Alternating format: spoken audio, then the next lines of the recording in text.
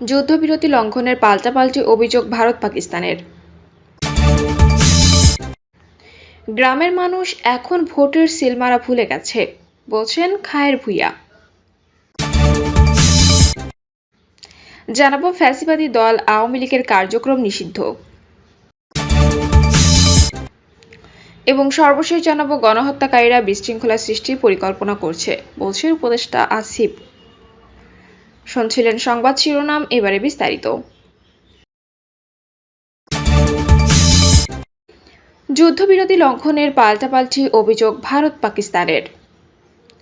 যুক্তরাষ্ট্রের মধ্যস্থতায় দীর্ঘ আলোচনার পর ভারত ও পাকিস্তানের মাঝে যুদ্ধবিরতি চুক্তি কার্যকর হয়েছে। দীর্ঘ ৪৮ ঘণ্টার প্রচেষ্টায় এই যুদ্ধবিরতি ঘোষণা দেন যুক্তরাষ্ট্রের প্রেসিডেন্ট ডোনাল্ড ট্রাম্প। পরে ভারত ও পাকিস্তানও অবিলম্বে যুদ্ধবিরতি ঘোষণা দেয়, তবে ভারতের অভিযোগ যুদ্ধবিরতি লঙ্ঘন করছে পাকিস্তান। অন্যদিকে পাকিস্তান যুদ্ধবিরতি লঙ্ঘনে ভারতীয় এই অভিযোগ প্রত্যাখ্যান করেছে। দেশটি বলছে, যারা যুদ্ধবিরতি বাস্তবায়নে প্রতিশ্রুতিবদ্ধ, একই সঙ্গে ভারতের বিরুদ্ধেও যুদ্ধবিরতি লঙ্ঘনের অভিযোগ তুলেছে পাকিস্তান। এই তথ্য জানিয়েছেন সংবাদ মাধ্যম আল জাজিরা ও দ্য নিউজ ইন্টারন্যাশনাল। সংবাদ মাধ্যমটি বলছে, পাকিস্তান ভোরে এক বিবৃতিতে জানিয়েছে, ভারতের সঙ্গে স্বাক্ষরিত যুদ্ধবিরতি চুক্তি বাস্তবায়নে তারা সংবাদ মাধ্যমটি বলছে, পাকিস্তান রোববার ভোরে এক বিবৃতিতে জানিয়েছে, ভারতের সঙ্গে স্বাক্ষরিত যুদ্ধবিরতি চুক্তি বাস্তবায়নে তারা পূর্ণ নিষ্ঠার সঙ্গে অঙ্গীকারবদ্ধ। এর আগেই ভারত পাকিস্তানের বিরুদ্ধে যুদ্ধবিরতি লঙ্ঘনের অভিযোগ তুলে পাল্টা হামলার কথা জানায়।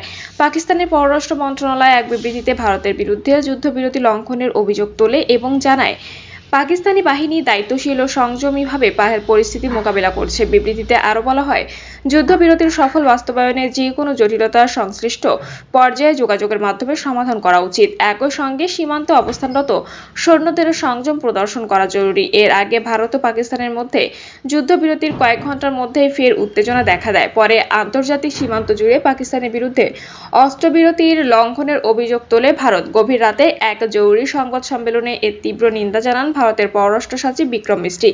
তিনি দাবি করেন, যুদ্ধবিরতির কয়েক ঘন্টার মধ্যে পাকিস্তান ফের গোলাগুলি শুরু করেছে, যা অত্যন্ত নিন্দনীয়। এর জন্য সম্পূর্ণভাবে পাকিস্তান দায়ী। তিনি আরও দাবি করেন, ভারতীয় সেনারাও এর সমুচিত জবাব দিচ্ছে এবং পরিস্থিতি গভীরভাবে পর্যবেক্ষণ করা হচ্ছে। ভারত আশা রাখে, পাকিস্তান পরিস্থিতির গুরুত্ব উপলব্ধি করে অবিলম্বে এই চুক্তিভঙ্গ বন্ধ করবে।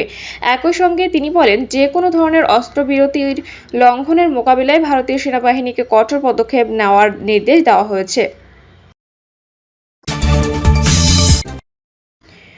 গ্রামের মানুষ এখন ভোটের সিল মারাই ভুলে গেছে, বলছেন খায়ের ভূঁইয়া।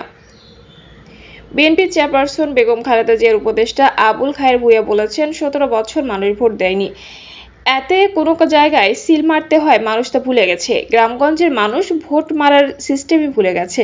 কাকে ভোট দেবে, কোন জায়গায় দেবে, সেটি তারা ভুলে গেছে। তিনি বলেন, তারেক রহমানের নির্দেশে 31 দফা বাস্তবায়নের ক্ষেত্রে মূল প্রতিবন্ধকতা ছিল দেশের নির্বাচিত কোনো জনপ্রতিনিধি ছিল না।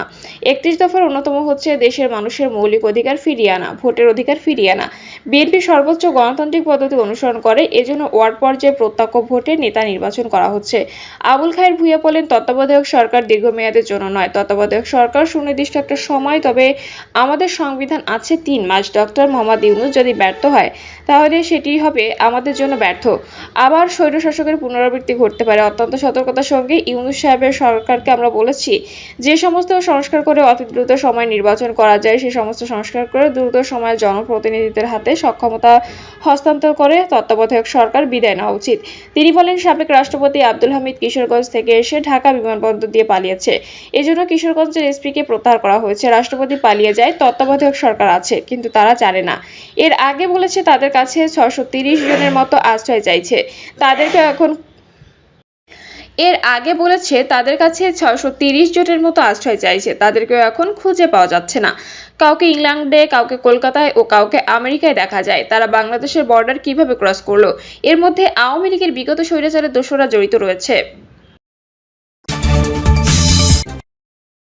ফ্যাসিবাদী দল আওয়ামী লীগের কার্যক্রম নিষিদ্ধ। সব ধরনের কার্যক্রম নিষিদ্ধ হলো রাজনৈতিক দল বাংলাদেশ আওয়ামী লীগের। সন্ত্রাসবিরোধী আইনের আওতায় ও সিদ্ধান্ত নিয়েছে অন্তর্বর্তী সরকার, অর্থাৎ এই নামে বাংলাদেশে আর রাজনীতি করা যাবে না। এ সংক্রান্ত প্রজ্ঞাপন জারি করা হবে। প্রধান উপদেষ্টা ডক্টর ইউনূসের নেতৃত্বাধীন উপদেষ্টা পরিষদের জরুরি বৈঠকে রাতে এই সিদ্ধান্ত নেওয়া হয়। সিদ্ধান্ত অনুসারে আন্তর্জাতিক অপরাধ ট্রাইব্যুনালের আইনে দলটির বিচার হবে। এই বিচারের আগ পর্যন্ত আওয়ামী লীগ এবং তাদের অঙ্গ ও সহযোগী সংগঠনের সব ধরনের কার্যক্রম নিষিদ্ধ থাকবে। প্রধান উপদেষ্টার সরকারি বাসভবন যমুনায় রাত 8টা থেকে 11টা পর্যন্ত 3 ঘণ্টা ব্যাপী এ বৈঠক অনুষ্ঠিত হয়। বৈঠক শেষে যমুনার সামনে সাংবাদিকদের সঙ্গে কথা বলেন আইন উপদেষ্টা ডক্টর আসিফ নজরুল। এ সময় বন, পরিবেশ ও জলবায়ু বিষয়ক উপদেষ্টা সৈয়দা রিজওয়ানা হাসান, তথ্য সম্প্রচার উপদেষ্টা মাহফুজ আলম, ক্রীড়া উপদেষ্টা আসিফ মাহমুদ সজীব ভুঁইয়া উপস্থিত ছিলেন। আসিফ নজরুল বলেন, উপদেষ্টা পরিষদের বিশেষ সভায় 3টি সিদ্ধান্ত নেওয়া হয়েছে। এর মধ্যে রয়েছে আন্তর্জাতিক অপরাধ ট্রাইব্যুনাল আইনের সংশোধনী অনুমোদন রয়েছে। সংশোধনী অনুযায়ী এই ট্রাইব্যুনাল কোনো রাজনৈতিক দলের অঙ্গ সংগঠন, সমর্থক সংগঠন বা তার নেতাকর্মীকে শাস্তি দিতে পারবে।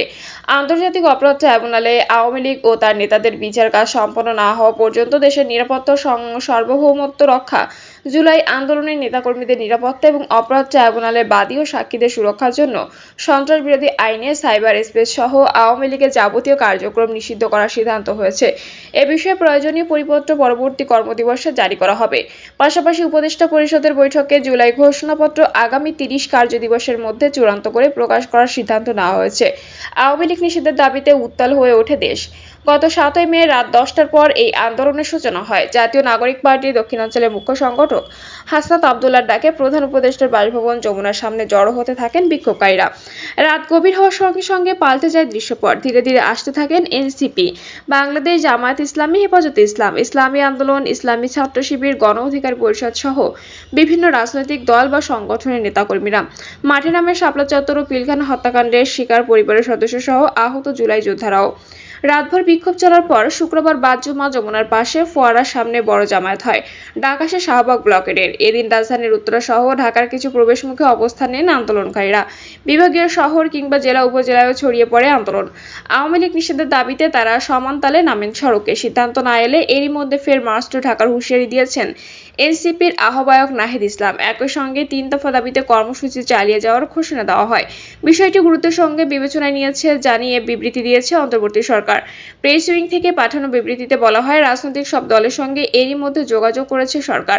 তাদের সঙ্গে আলোচনা করে দ্রুত সিদ্ধান্ত নেওয়া হবে। এক্ষেত্রে আওয়ামী লীগের নেতা সমর্থকদের সন্ত্রাসী কার্যক্রমের বিষয়ে জাতিসংঘের প্রতিবেদন সরকার বিবেচনায় রাখছে। তবে পুরোপুরি কার্যকর না হওয়া পর্যন্ত ময়দান না ছাড়ার ঘোষণা দেয় বিক্ষোভকারীরা।